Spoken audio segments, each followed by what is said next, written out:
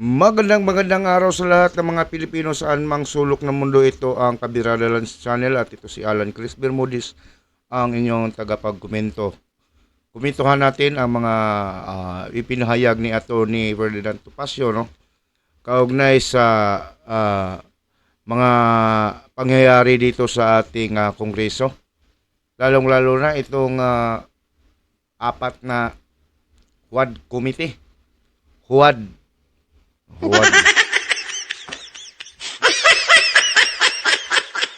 Napakagaling nating mga HUAD committee.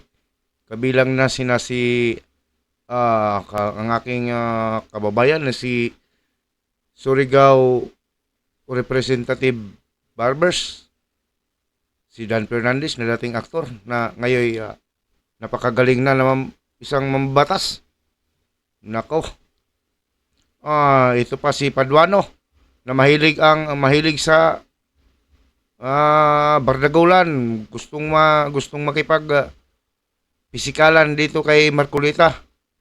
At itong sarap babangasan itong si matandang pastor na si Abante. Nako.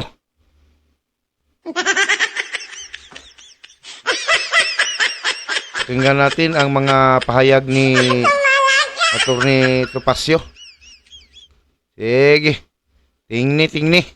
Nakikita po natin hindi lang pagdating kay Mr. Teves kundi pagdating po sa ibang mga political events dito ay kung paano talagang nagba-violate na ng human rights ang mga instrumentalities of government. Kita nyo yung ginagawa ng Congress.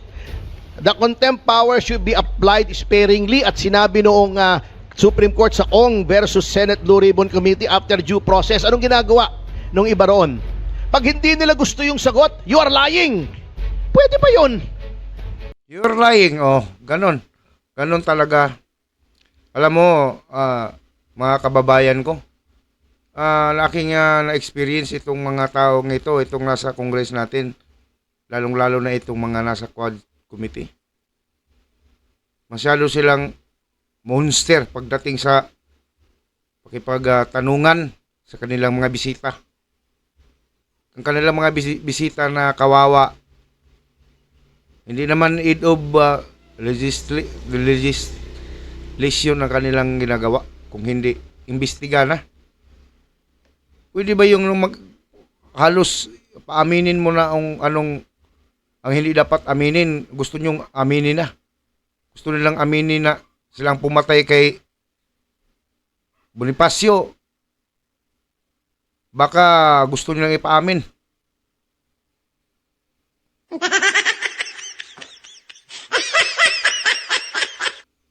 Marami akong napuna dito sa mga taong ito. Hindi pwede kasi due process means that you are charged before an impartial tribunal. Hindi pwede na ikaw na ang nag-aakusa, ikaw pa nagdesisyon, ikaw pa ang nagsentensya. Yun ang nangyayari. Kanila na lahat.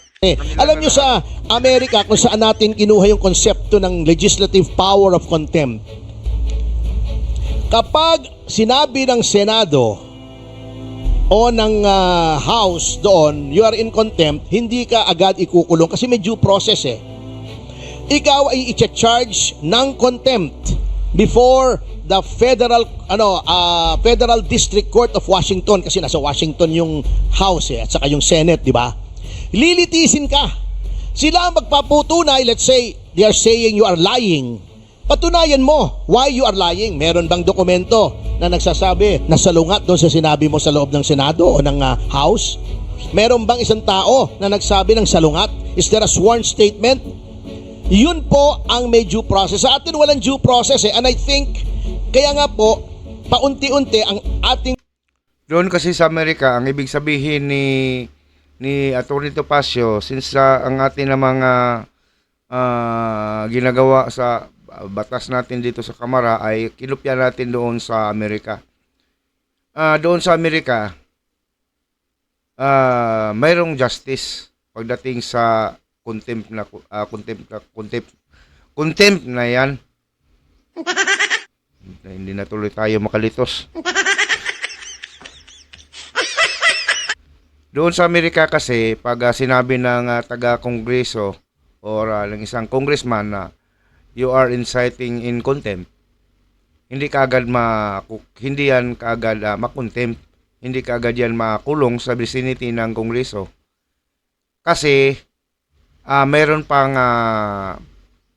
proseso diyan. Halimbawa, kung nagsasabi ng isang kongreso na congressman na ikaw ay i-contempt kita dahil nagsisinungaling ka, you are lying, ay hindi pa ikukulong yan at least kung mayroon ebidensya na talagang siya ay nagsinungaling. Siya talaga ay nagsinungaling. Halimbawa, mayroong isang resource person din ng isang kongreso doon na nakaupo sa hearing na nagsasabing, Sir, nagsisinungaling yan, alam ko dahil kasama ko siya at mayroon akong ebidensya at lahat ay may pwedeng magturo sa kanya na totoo lahat ang ganong pangyayari tapos dininay niya. So doon pa lang mahahatulan siya talaga ng contempt. Unlike dito sa ating bansa, dito sa ating kongreso mismo sa ating kongreso na pag sinabi halimbawa ni Abante na you're citing in contempt, ay nako, automatic. Wala nang tanong-tanong. Oh. Hindi na pwede magtanong. Bakit, sir? Wala na. Kasi ang mga congressman na yan, itong apat na ito, alam nila ang nasa puso mo, kitang-kita nilang nasa utak mo. Ang kanilang mata ay laser. Laser ang kanilang mata. Kitang-kita nila ang nagsinungaling ka. Basang-basa nila ang iyong utak. Oh, ganon. Makikita nila sa utak mo na babasa nila na nagsinungaling ka. Oh, wala ka na magawa. Kasi sila ang nasusunod. At kung papalag ka, mas lalong ididiin ka pa. Instead na isang araw ka lang siguro i-contempt, gagawin nilang 4 na araw. Sabihin nilang, arrogante ka, bastos, sukol ka, papalag ka. Wala kang magawa. Wala kang kalaban-laban kasi hindi mo sila makasukan eh. Immune lahat sila ng kaso. Hindi pwedeng pailan ng kaso ang mga yan. May immunity yan. Kaya umaabuso sila sa kanilang mga contempt.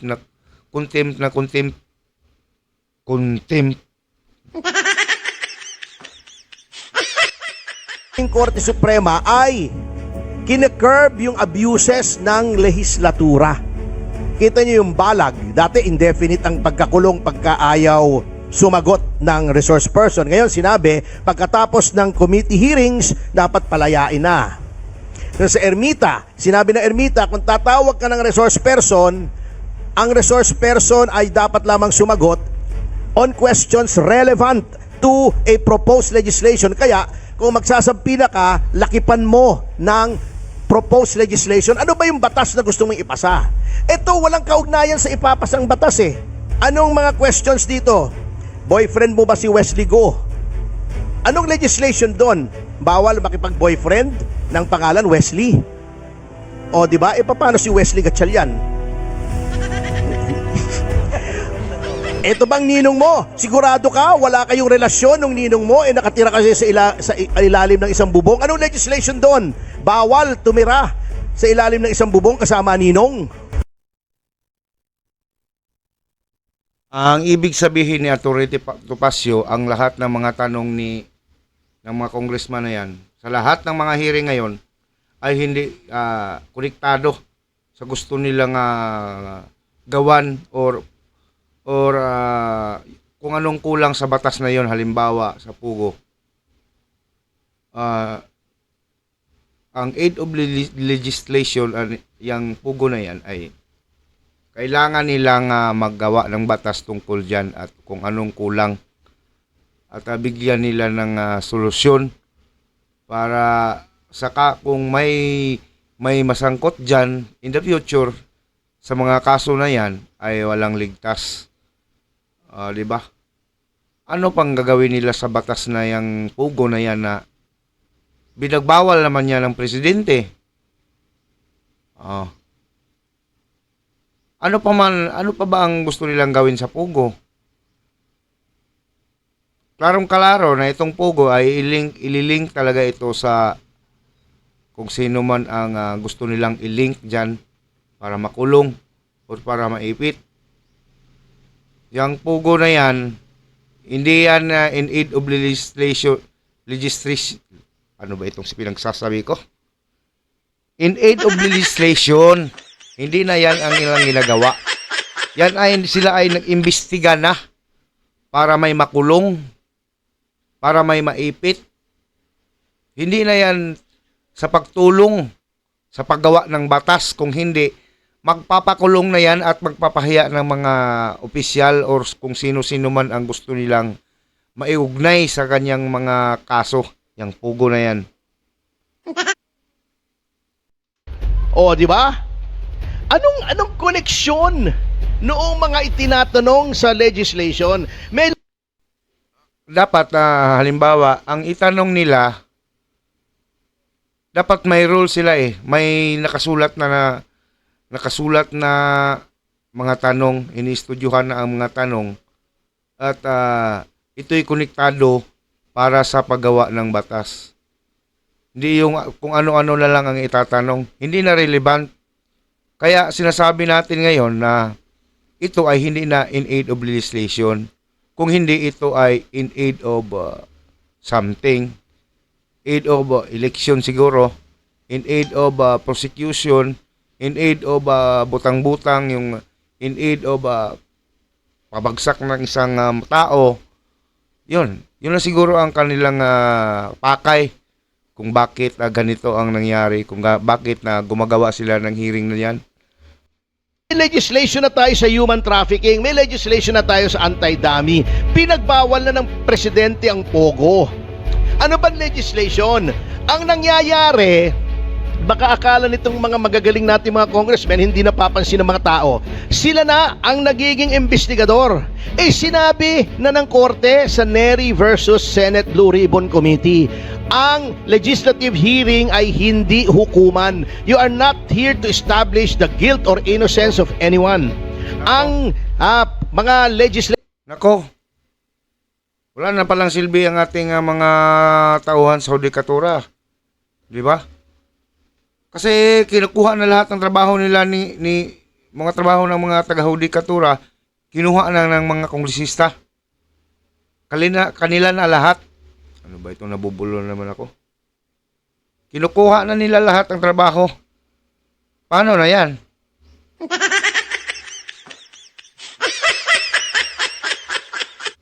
Kung ako sa taga-hudikatura, yung mga judge, yung nasa judiciary, kikilos na ako. Kasi parang nakaloko na itong mga kongresista na ito eh. Mambabatas lang sila. Hindi silang hukom. Hindi dyan ang paglilitis. Hindi sa kongreso. Paano kung ako? Di ba? Ako ay nagkasala. At hinala pa naman. Kulang ang mga ebidensya. Pinatawag ako sa Senado o sa Kongreso. Ngayon, tinanong ako example nitong si Abante. Alan, ito bang ikaw ikaw ang bumaril? Sasagutin ko ngayon. Your Honor, hindi akong bumaril. Abay, itong si Abante magagalit ngayon. Uy! You're lying! Iko-condemn kita. You're lying. Nagsisinungaling ka. Abay, kung ganon, hindi na ako atin kung ganon. Bakit? Gusto niyang aaminin ko. Gusto niyang aaminin ko. Gusto niyang mabilisan ang gusto niyang magpasikat na siya ang makapakulong sa akin. Gusto niyang ipagmalaki siguro na ako ang pakulong niyan kasi nung nagsalita ako umamin kasi natatakot yan sa akin eh. Iko-contempt ko yan. Ganon ang mangyayari.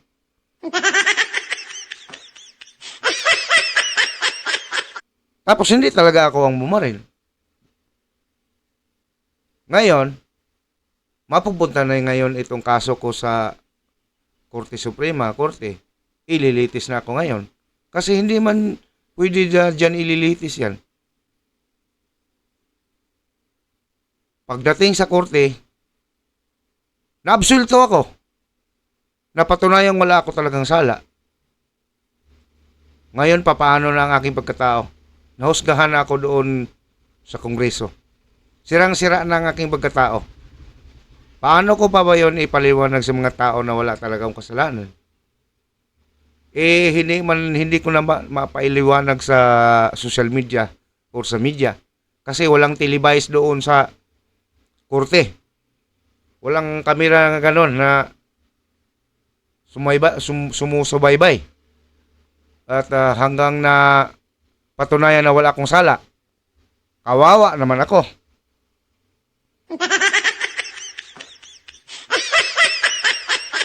Pero doon sa Kongreso, ako'y hatulan na guilty. Di ba? Ganun ang mga pangyayari. Dapat itong hearing sa Kongreso, ewan ko bakit nauso ito ngayon. Puro na lang hearing dyan eh. Ngayon ko lang ito na experience. Ngayong administrasyon ni Marcos. Bakit kaya? Sino kaya ang dahilan? Ano kayang dahilan? At bakit ganito sila ngayon? Di ba may pattern? Baka may gusto silang pabagsaking tao. Oh. Mantakin mo, halos lahat ng mga nadikit kay Duterte, mga kaibigan or basta nasa kay Duterte, may mga kaso ngayon, pinatawag ngayon sa mga ganyang mga institusyon.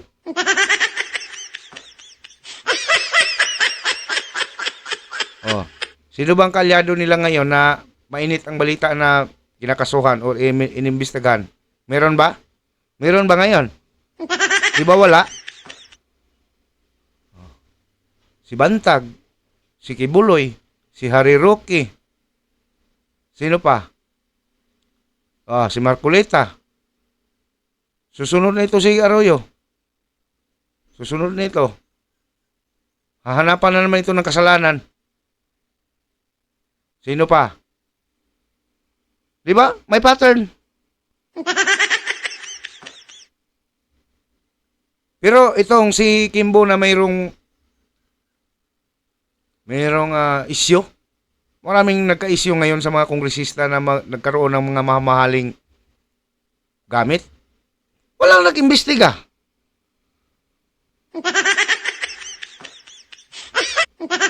Kang Inday Sara, maliwanag pa sa sabaw ng butong, sabaw ng buko. Hindi klaro ang kanilang mga binibintang. Nako, siniseryoso talaga. Bakit itong mga kaliwang grupo dito sa party list, yan si Franz Castro, convicted na yan. Convicted na, tapos ngayon siya pa mismo ang isa sa nag-imbestiga. Kalukuhan itong gobyerno nito. Tuloy mo, Tony. Tuloy. Legislator sa hindi pulis, hindi NBI. Gumagawa kayo ng batas, hindi kayo para maglitis ng guilt or innocence o kung sinong dapat kasuhan. Kumuha kayo ng impormasyon para makagawa kayo ng batas. Inaabuso po eh. So yun ang nangyayari. Ngayon, kung ganyan ang climate dito sa Pilipinas, with more reason, hindi dapat i-extradite si Congressman Teves. Dahil laganap na ang political persecution under the present government. O, yung kay Harry Roque, iko-contempt mo. Bakit mo anong kinalaman noong kontrata niyang bumili ng lupa sa pending legislation? Bawal bumili ng lupa ang dating cabinet member. Pwede ba yon? Nako, bawal yun. Bumili pala ng lupa si Harry Roque? Bawal yun. Bawal. Bakit lupa ang binili niya? Yun ang pagkakamali ni Attorney Harry Roque, ang dating spokesperson ni este. Dating spokesperson ni Duterte. Bakit siya bumili ng lupa? Dapat ang binili niya yung mga mamahaling relo.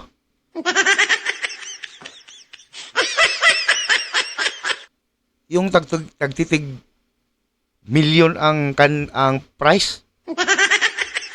Yung malaking halaga ng isang bag, milyon. Dapat bumili siya ng artista ban. Yun, walang sabit. Lupa ang binili niya. Bawal yun. Kurap yun sa kanila. Ang walang masilip na kurap, kung bumili ka ng relo na titig 4 million, 5 million, yun. Hindi kasi silipan nun. Kasi walang korupsyon sa ganyan. No? Bumili lang naman ng bag na anong tawag sa mga bag na yan? Yung tag 8 million na bag lang, shoulder bag. Yun ang malaking pagkamali ni Harry Roque. Bakit lupa ang binili niya? Dapat relo. Yung anong pangalan ng relo yun?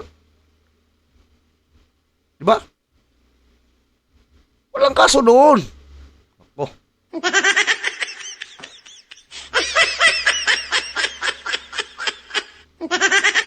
Yung may mga earmark na, ano yun? Earmark? Na billion-billion. Okay. Okay lang yun.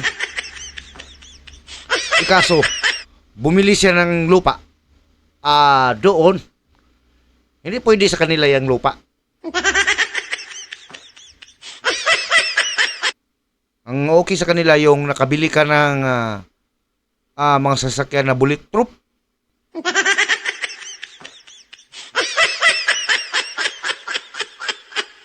Next time, Attorney Roque, huwag kang bumili ng lupa. Bumili ka ng lupa ng mga instead lupa. Next time, yung bag na Louis Vuitton, ha?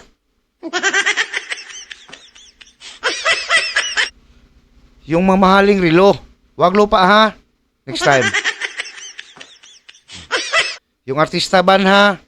Huwag yung lupa. Artista ban ang bilhin mo sa sunod. Okay? Isipin nyo, anong batas ang binubuo nila by asking those questions? May batas na sa lahat ng yan eh. Ha? Human trafficking, extrajudicial killing, may batas na. Ang dami-dami ng batas against yung mga murder na sa RPC. Oh. Ang dami ng batas, ano pang idadagdag nila? Para si Rizzo Ontiveros, human trafficking. Last year lang, uulitin ko ito, inamyendahan na yung law on human trafficking. May nakalimutan ba sila at